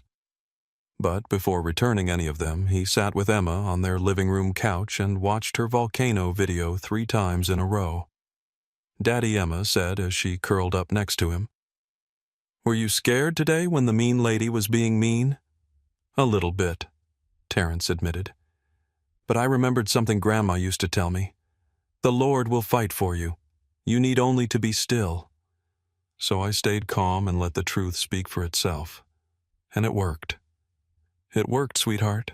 Truth always works, even when it takes time. As Emma fell asleep on the couch, still wearing her science fair ribbon, Terrence finally allowed himself to process the full emotional weight of the day. He'd been humiliated, discriminated against, and forced to endure public scrutiny of his right to travel in dignity. But he'd also created a framework for justice that would protect thousands of other passengers from similar experiences. His phone buzzed with one final message, this one from Michael Torres, Mr. Montgomery. "Thank you for showing me what real strength looks like. I'm changing my major to civil rights journalism because of what I witnessed today." Terrence smiled carefully, lifting Emma to carry her to her bedroom, where her third-place science fair ribbon would join the growing collection of achievements that made him proud every single day. Tomorrow, there would be more interviews, more legal proceedings, more policy implementations. But tonight, he was simply a father who had kept his promise to make the world a little bit fairer for his daughter's generation. Within 72 hours of Flight 891's landing in Los Angeles, the Montgomery Protocol had been voluntarily adopted by 12 major airlines across North America and Europe. The speed of industry adoption was unprecedented, driven by a combination of public pressure, legal liability concerns, and genuine recognition that aviation industry culture needed fundamental change. American Airlines announced implementation on Wednesday morning, followed by Delta United and Southwest, before close of business. International carriers, including British Airways Lufthansa and Air France, committed to adapted versions of the protocol for their operations. "We're witnessing the fastest voluntary policy change in aviation history," noted Dr. Patricia Williams, director of the Civil Rights and Transportation Institute at Georgetown University. Usually, industry-wide changes require federal mandate or years of litigation. But the documentation of Mr. Montgomery's treatment was so clear, and the response so comprehensive, that airlines are racing to implement protections rather than risk similar incidents. The protocol's key components became the new industry standard overnight. Immediate corporate review of discrimination claims zero tolerance for false accusations based on racial bias, mandatory sensitivity training for all customer-facing employees, and comprehensive support for passengers who experienced discriminatory treatment. Robert Kane and his legal team were fielding calls from passengers across the country who had experienced similar discrimination but lacked resources to pursue legal action. "We're seeing reports of incidents from the past 5 years that were never properly investigated," Kane reported. Flight attendants refusing to serve black passengers, gate agents questioning document validity based on appearance, security officers conducting unnecessary searches of minority travelers. The Montgomery Foundation's hotline received over 3,000 calls in its first week of operation, documenting patterns of discrimination that had been largely invisible because individual victims couldn't afford legal representation. Meanwhile, the consequences for those who had participated in Terrence's discrimination continued to unfold. Candace Whitmore's termination from Whitmore & Associates was followed by a federal investigation into her pattern of discriminatory complaints against minority passengers. Records showed she had filed 17 similar security concerns over the past 3 years, all targeting passengers of color. Ms. Whitmore's behavior represents a deliberate pattern of harassment disguised as security vigilance, federal prosecutor James Martinez announced. This goes beyond a single incident of bias to intentional civil rights violations that deserve serious legal consequence. Captain Walsh's suspension was converted to permanent termination after investigation revealed he had prioritized passenger comfort over passenger rights in multiple previous incidents. His 20-year career ended with a settlement that included financial compensation to affected passengers and a commitment to undergo extensive bias training before seeking employment with any other airline. But perhaps the most significant change was cultural. Airport terminals across the country began displaying signs about passenger dignity and anti-discrimination policies. Gate agents received training on recognizing and interrupting bias-based complaints.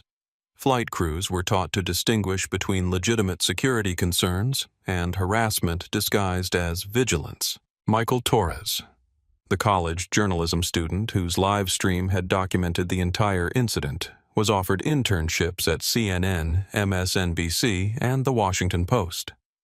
His coverage of the discrimination and its aftermath had been viewed over 2 million times and was being used in journalism schools as an example of citizen reporting that created social change. What Michael did, explained Professor Janet Davis at UCLA's journalism school, was provide real-time documentation that made denial impossible. When institutions know they're being watched, they behave differently.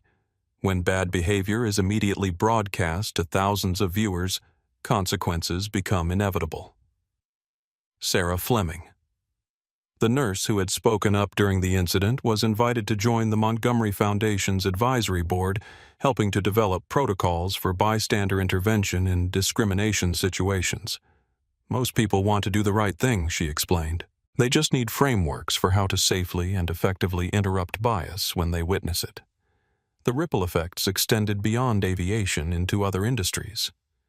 Hotels, restaurants, retail establishments, and entertainment venues began reviewing their own policies for handling discrimination complaints and false accusations based on racial bias. Corporate America was learning that in an age of smartphones and social media, discriminatory behavior could be documented, shared, and prosecuted in real time. The old assumption that individual victims wouldn't have resources to fight back was no longer valid when incidents could go viral within hours and attract legal representation from civil rights organizations. The Montgomery case changed the calculation, observed corporate attorney Lisa Parker. Companies can no longer assume that discrimination will be handled quietly through internal processes. They have to assume that every incident will be recorded, shared, and potentially become a federal case. 6 months after Flight 891, Terrence Montgomery testified before a congressional committee on transportation equity, recommending federal adoption of the Montgomery Protocol across all forms of public transportation. His quiet, factual testimony about the humiliation he'd endured and the changes it had inspired led to bipartisan support for the most comprehensive anti-discrimination transportation legislation in decades. Mr. Montgomery's experience, said Committee Chair Congresswoman Maria Rodriguez, demonstrates that discrimination in transportation affects everyone regardless of wealth or status.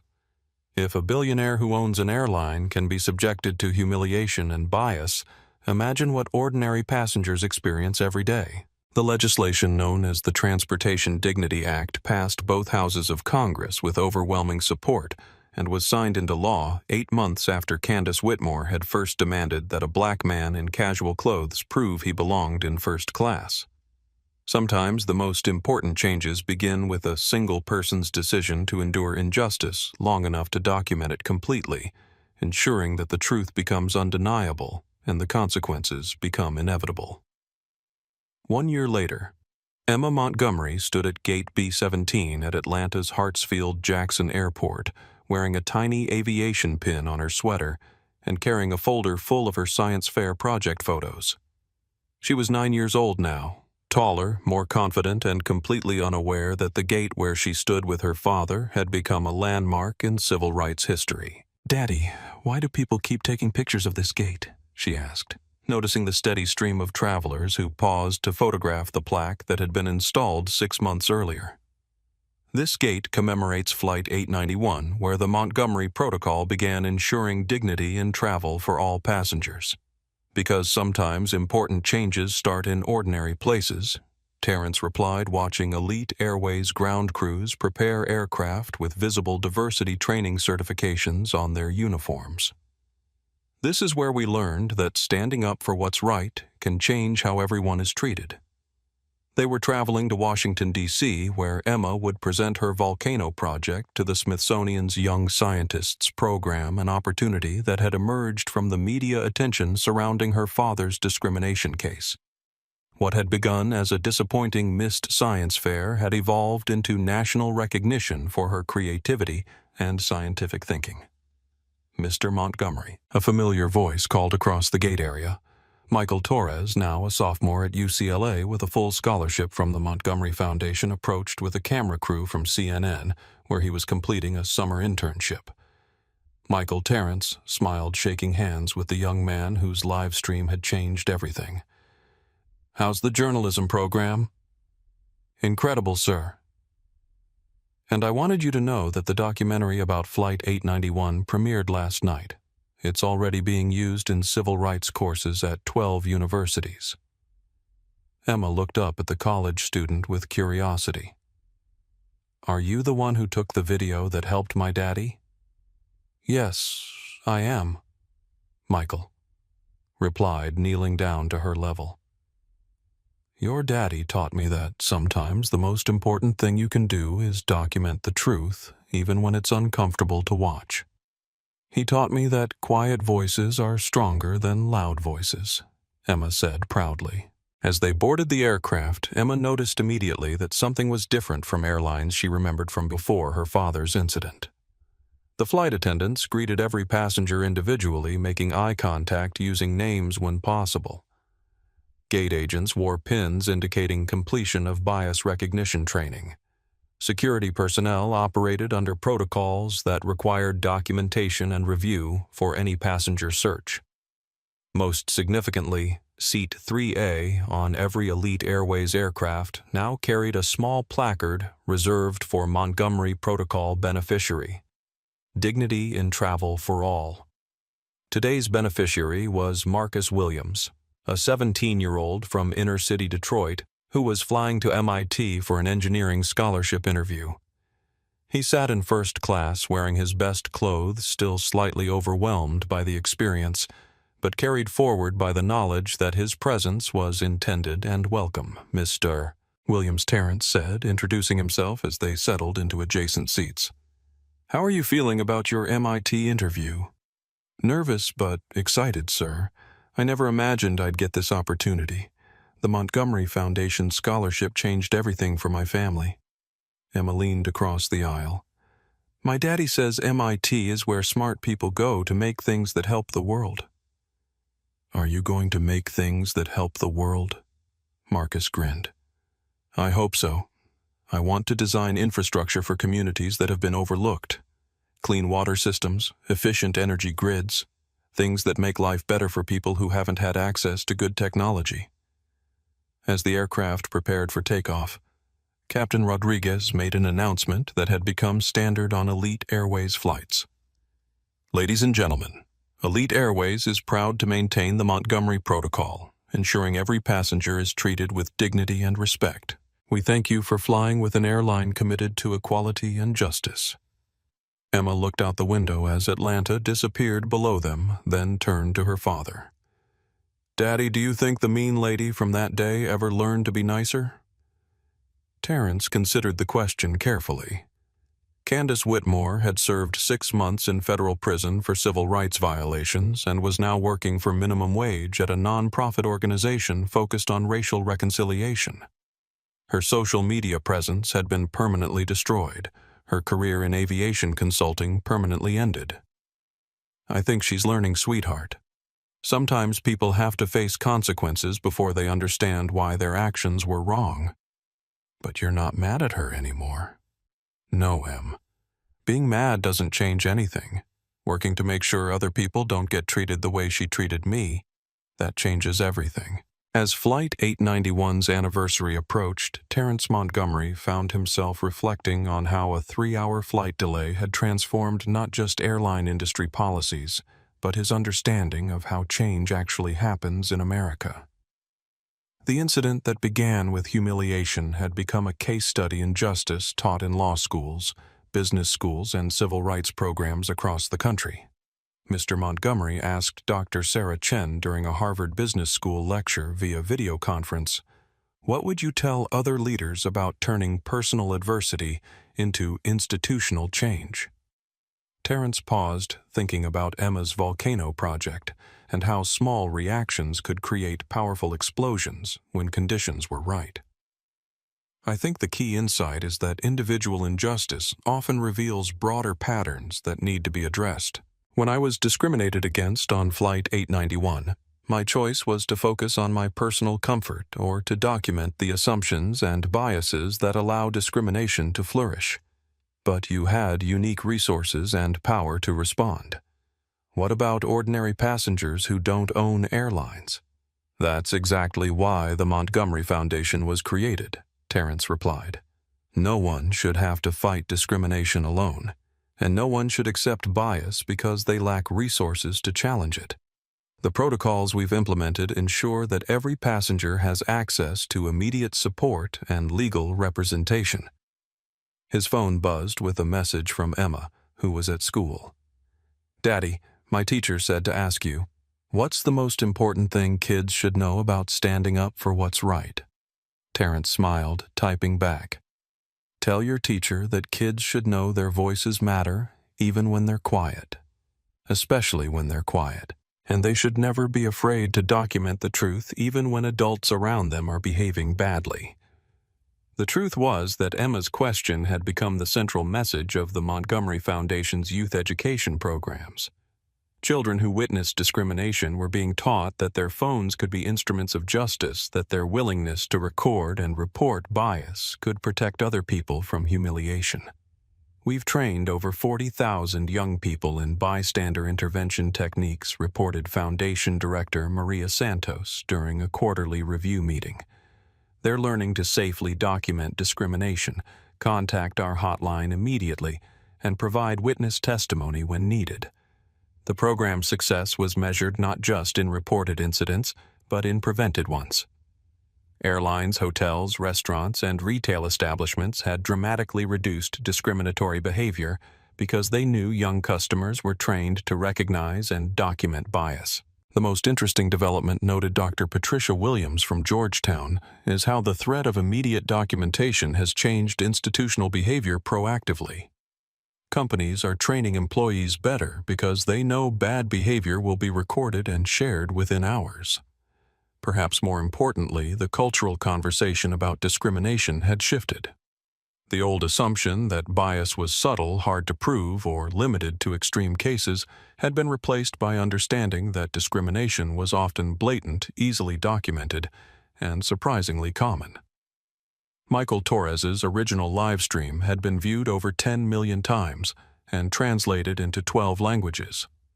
It was used in high schools to teach about civil rights documentation in corporate training, to illustrate unconscious bias, and in law schools to demonstrate how digital evidence could accelerate justice. What Mr. Montgomery did, explained Professor Janet Davis in her journalism ethics course, was choose documentation over immediate relief. He endured humiliation to create evidence that would protect other people from similar treatment. That choice transformed individual suffering into collective progress. But the most powerful testimonial came from an unexpected source, Tyler Barnes, the teenage boy who had been the first Montgomery Protocol beneficiary to fly in Seat 3A. Now a freshman at Howard University studying aerospace engineering, he'd written an essay for the Montgomery Foundation newsletter Before Flight 891. I didn't believe people like me belonged in first class even when we could afford it. Mr. Montgomery's dignity under pressure didn't just change airline policies. It changed my understanding of what I deserve and what I can expect from the world. Sometimes one person's refusal to accept injustice quietly can reshape an entire generation's sense of possibility. The essay had been shared over 100,000 times because it captured something essential about how individual courage creates collective change. 2 years after the incident, Emma Montgomery was 10 years old and obsessed with aerospace engineering. Her bedroom walls were covered with pictures of aircraft, space shuttles, and rocket designs. But her most prized possession was a framed photo of her father sitting calmly in seat 28B while surrounded by discrimination and hostility. "Daddy," she said one evening as they worked on her latest science project, "Mrs. Peterson says, what happened on your airplane was like what Rosa Parks did on the bus. Is that true?" Terrence looked up from the volcano they were building together, this one bigger and more complex than her original design. "What do you think, sweetheart?" I think Rosa Parks said no to unfair rules, and you said no to unfair people. But you did it with your quiet voice, so it was stronger. The observation was more profound than Emma realized. The Montgomery Protocol had succeeded where many civil rights initiatives struggled because it focused on dignity rather than confrontation, documentation rather than accusation, and change rather than revenge. "Em, can I tell you something important?" Terrence said, putting down the model airplane he'd been assembling. "What happened on that flight taught me that the most powerful thing you can do when people treat you badly is to stay exactly who you are. Don't get loud, don't get mean. Just stay true to yourself and let truth speak. Is that why you didn't yell at the mean lady? That's exactly why. Yelling would have made me look like the problem. Staying calm made it clear that she was the problem." As they worked on Emma's project, Terrence's phone lit up with messages from passengers across the country who were flying without fear of discrimination for the first time in their lives. Hispanic families traveling to reunions without being questioned about their documentation. Black business travelers sitting in first class without being asked to prove they belonged there. Muslim passengers moving through security without being subjected to additional scrutiny based on their appearance. Each message was a reminder that personal pain could become collective progress when channeled through patience, documentation, and commitment to change. Daddy Emma said carefully mixing chemicals for her volcano's eruption. "When I grow up, I want to be a pilot for Elite Airways. Because of the planes. Because of the rules. I want to work for a company that protects people's dignity." Terrence watched his daughter's volcano explode in a perfect demonstration of controlled chemical reactions and realized that sometimes the most powerful eruptions began with the quietest preparations. Emma's generation would grow up in a world where discrimination on airplanes was not just illegal, but unthinkable. That night, as Emma slept with her pilot wings pinned to her pajamas, Terrence received one final message. "Mr. Montgomery, this is Candace Whitmore. I will spend the rest of my life trying to undo the harm I caused. Thank you for showing me what dignity looks like." He didn't respond. Some lessons had to be learned in silence, and some changes had to be lived rather than discussed. The quiet voice had become a roar that echoed across an entire industry, ensuring that no passenger would ever again be judged by their appearance rather than their ticket, and no child would grow up believing they didn't belong in spaces they could rightfully claim. If this story moved you, inspired you, or reminded you of the power of quiet dignity in the face of injustice, please like this video and share it with someone who needs to hear it. Subscribe to our channel for more stories about courage, justice, and the extraordinary things that happen when ordinary people refuse to accept discrimination. Your support helps us continue sharing these important messages about dignity, respect, and the changes we can all make together. Let us know in the comments if you've ever witnessed or experienced discrimination and how you responded. Together we can ensure that every person is treated with the dignity they deserve. Thank you for watching. And remember, sometimes the quiet voice is the strongest voice of all.